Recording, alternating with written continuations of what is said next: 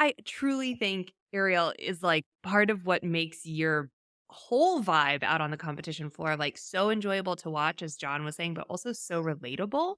Like you are, in my opinion, probably one of the most down to earth athletes of the entire bunch. And this Thank is you. real. Like my job can be a little bit stressful, like live in competition, right? Because part of my work is trying to find you guys, like when you're in the warm up area, or in between events, try to be like, get a little nugget of information about what happened or what's coming, or you're sitting in this place and how do you feel about it?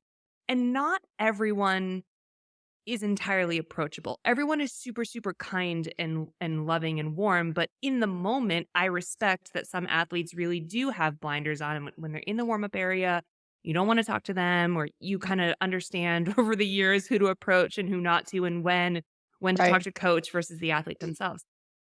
But if ever I'm in a position where I'm like, "Oh, I need to talk to Ariel because I need, like, we gotta talk about her on the broadcast for X, Y, Z reason," I'm like, "Thank God."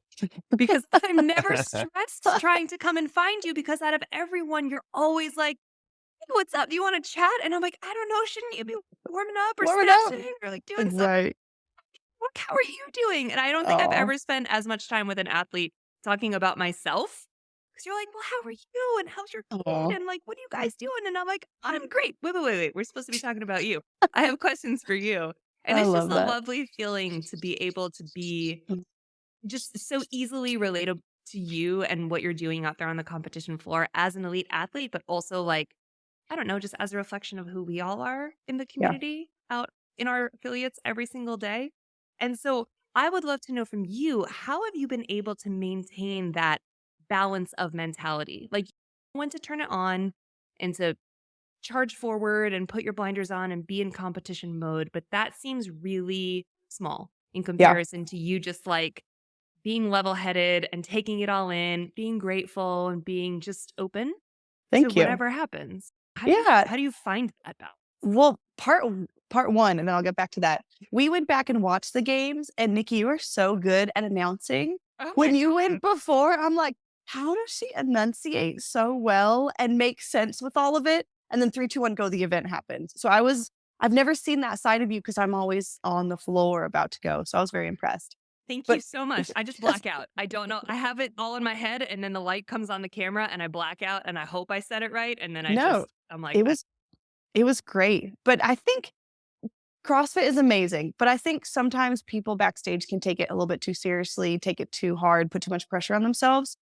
I don't actually get stressed out or worried about the workout until we're corralled, marching out on the floor, and then the workout starts. But that's what works for me because if I take it too seriously, I just wasted 2 hours of my life stressing about a 5-minute event that, I mean, I can stress all I want, but what's going to happen on the floor is going to happen. So I try and talk to whoever I can backstage because that's my coping mechanism of having fun, meeting people, enjoying myself. Because honestly, backstage, I'm with some of the like biggest names of the sport, coolest people I only see really once or twice a year. Like if Matt Fraser's next to me, you better believe I'm gonna try and talk to him. Or if like Spiegel last year at the games, we became good friends because I'm like, we're here for more than just competition. 90% of our time is spent with people backstage. I just try and make the most of it.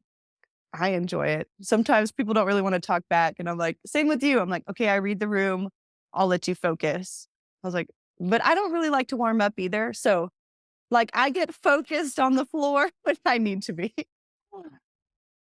I was gonna say like everything Ariel is saying on this entire show, everyone should take to heart. But the warm up thing, the us Yeah. older creaky folks need to just kind No. of like do a little Mm-mm. bit of extra warming up. But that's great. I love I that. I've been skipping warm-ups for years, it's fine. How you doing? Totally totally Yeah. fine, How you How's the totally fine. feeling? joints? I'm feeling 53, what do you mean, how am I doing?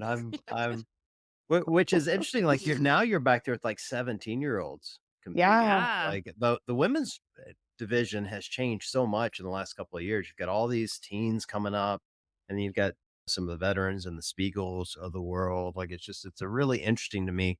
Is that harder for you to have those conversations, or you just like, I don't like, I can barely talk to my 20-year-olds. I can't imagine trying to talk to a 17-year-old. Is that hard for you or no? No, because everybody has something. relatable. And I try and like Laura Horvath, I actually talked to a lot this year at the games.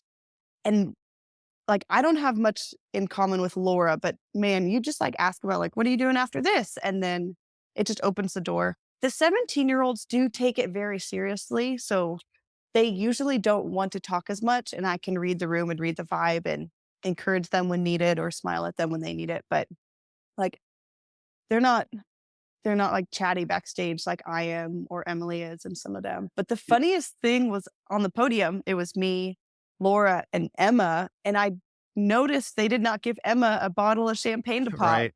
And I Right. was like, oh yeah, she's 18, Yeah, yeah. 17. It's like, yeah, I mean, get that girl some sparkling cider. Come on. yeah, grape I, juice. yeah.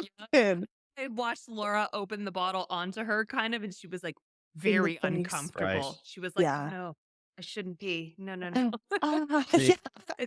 I love it. Just kidding. if it were me, I'd be trolling them with things that made me think I sounded cool, but I knew intentionally wasn't. Like, so what do you think of One Direction? Just like Oh, no. just some You horrible things. Oh, you feeling chuggy tonight? Feeling, Like, what? oh, Emma, you look very chuggy in that. You're like, what? What? Who are Yeah, you? stop. Ex